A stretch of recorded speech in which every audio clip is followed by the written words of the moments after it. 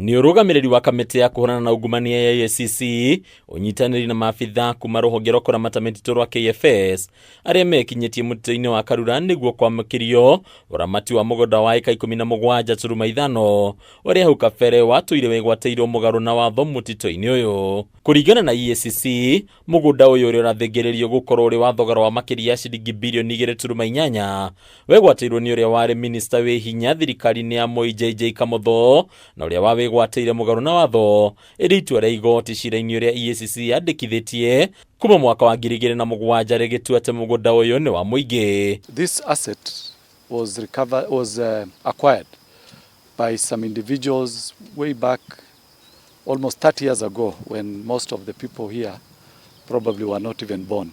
We are planting trees in this same piece of land. It was part of Karura forest. Part of it was what was used to be called KTTC, which is now the TVET college, training college that was taken, and now it has been taken back and restored back to the forest and also to the school. Murugamiriri munene wa EACC Abdi Ahmed Mahmoud oya mweke uyu kuruta mukana mururu kuri andu kiumbe aria mwereire mutugo wa kwigwatagira indo cia muingi na gucitua ciao. Riu EACC ikiugere mihango-ini ya gucokia maeka ma migunda iria igwateirwo mugaru na watho. It was recovered last year through a court process. That tells you that you may steal public asset today, but eventually it will be recovered. So we are here to witness that and also to plant trees. The foresters were telling us it's not planting, it's growing. So we are here now to do that. It has taken around 30 years since this land was taken, but we still have come for it. So it doesn't matter how long you may stay with a property, eventually you may not enjoy it, or like we do. Many people who grab this kind of property, they say it's for their children and children's children.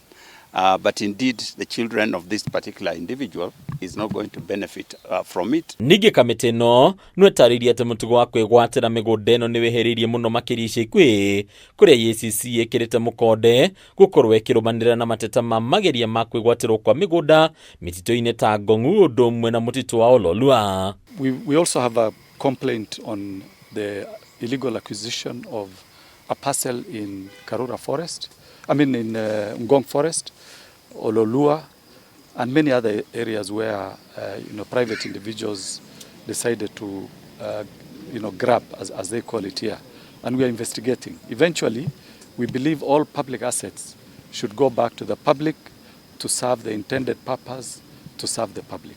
Ogikaro-ini giki EACC nwethiete na mbere kuruta mikana miruru kuri ateti aria yugite ni maremetwo biu kunira kanua ithigi na marathi na mbere gutheremia mĩario ya rumena na gucungiriria ngui. Riu EACC ikiuga ndi kuria mari gukuoya makinya maria magiriire. Riu mukana uyu gitambio nginyagia kuria aruti a wira wa muingi aria mareingiriria na uteti mugaru na watho. It's only very limited number of individuals like the CSS and CECs in the counties that can take a stand in terms of their political affiliation. But as far as the other public officials and state officials are concerned, they are supposed to abide by the law. If I am not part of the government or part of the particular party, I would get the impression that I am not welcome to a public office, because that particular public officer is speaking on a partisan position. Hadi nyaka TV de turakoni bataro wa Mwagi.